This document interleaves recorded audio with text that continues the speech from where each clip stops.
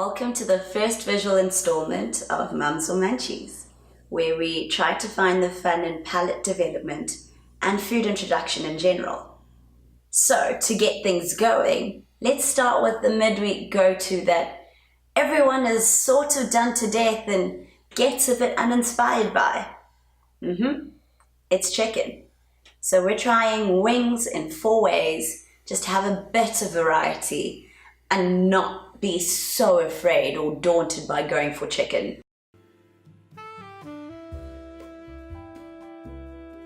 To begin, clean and prepare each chicken wing thoroughly to make sure you can make the most of each wing. To do this, start by cutting the wing into 3 parts, separating the wing from the meaty drummy bit on the end, the middle bit which has a few more bones in the middle, and lastly the little nib, which you can keep and create a stock with once you're done with your wings.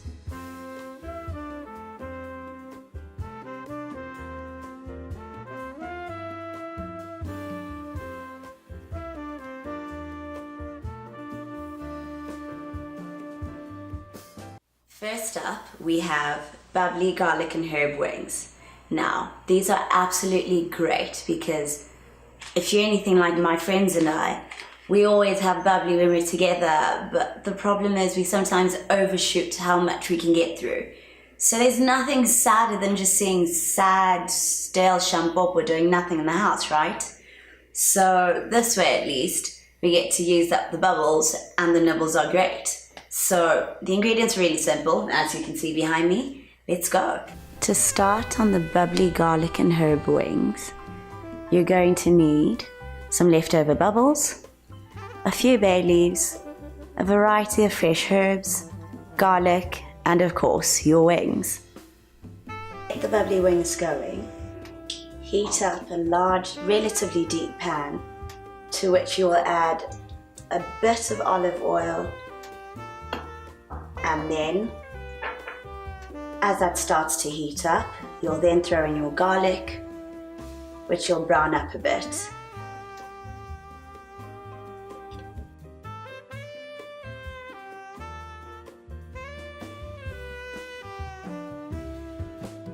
Once the garlic has got a good color on it, feel free to add your bubbly as much as you've got left, as most of it's going to boil down really.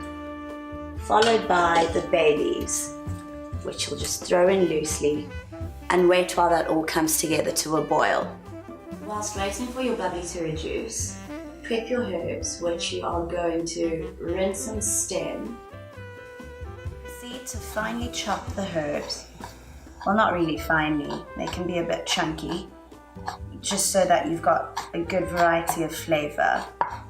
In here we've mixed some oregano, thyme and rosemary. Once most of the brine has boiled away, prepare to add your chicken, which you're going to slightly season with some salt and pepper and let the rest of the flavors dig in from the brine. As the chicken begins to brown, prepare to add your remaining herbs and toss lightly until golden and well combined.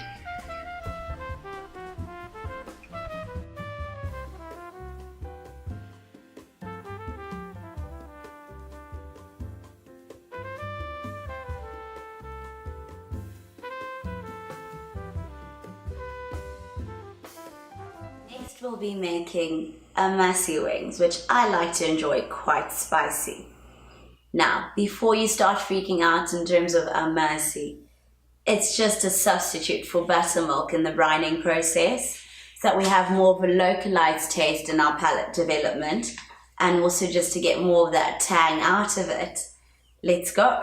To begin with spicy amasi wings, you're going to need some flour, amasi, a nice chicken seasoning with a variety of herbs mixed with them, some chili flakes, and of course your wings. Season your chicken lightly with some salt and pepper, and then throw into a resealable freezer bag, into which you also pop in hummus.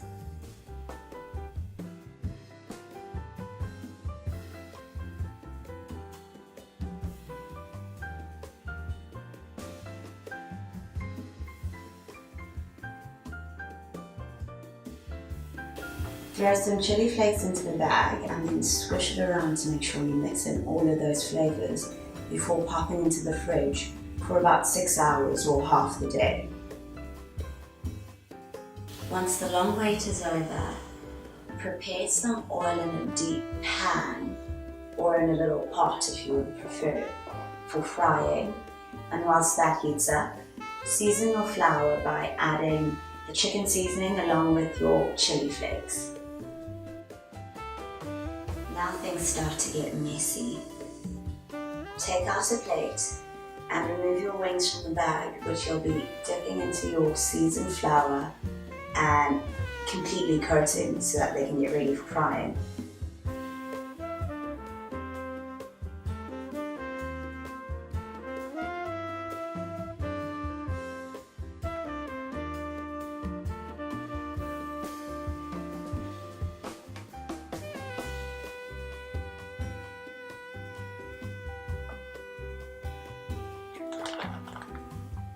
If you're preparing this with and for little ones, do remember to maybe go a bit easy on the chili flakes. And of course, get them involved in this process, especially this part. They'll find so much fun. By now, your oil should be ready to welcome your wings, as it should be really, really hot. And you're just going to fry them until really golden brown and looking ready to chow.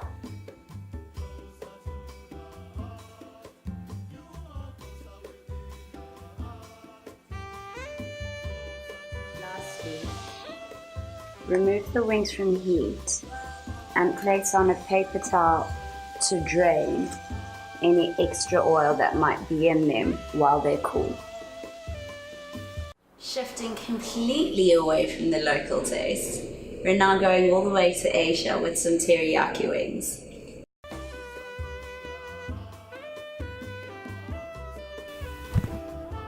The nutty teriyaki wings start with about a teaspoonful of garlic and a drizzle of teriyaki sauce. In the meanwhile, bring about a cup of soy sauce to the boil, to which you will add your wings as soon as it's ready to go. Once the soy sauce is completely reduced, drizzle over some peanut oil and sesame oil to enforce that nutty taste. To finish off, top with some sesame seeds and you are done. To end it off, we're going with a trusted favorite, sticky barbecue wings with a sweet twist of chutney. These sticky wings are one of my favorite recipes because they're so easy to prepare. All we're really going to do is season our chicken, drown them in sauce, and pop in the oven.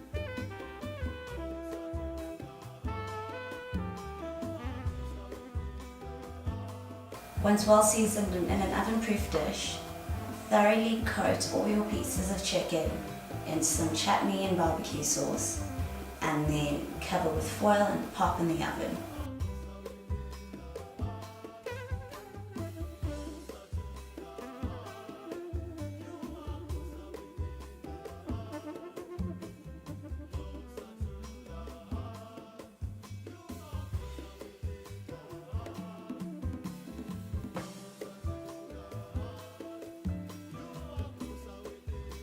As the wings bake, occasionally take them out to rebaste and make sure that the basting isn't burning inside the oven.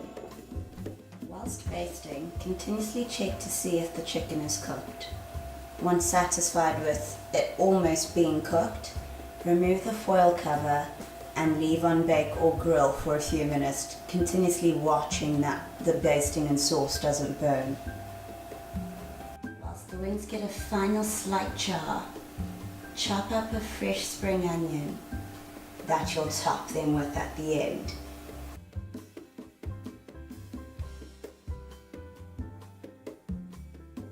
Once well charred, top your wings with your spring onions and you're done. And there we have wings in 4 ways.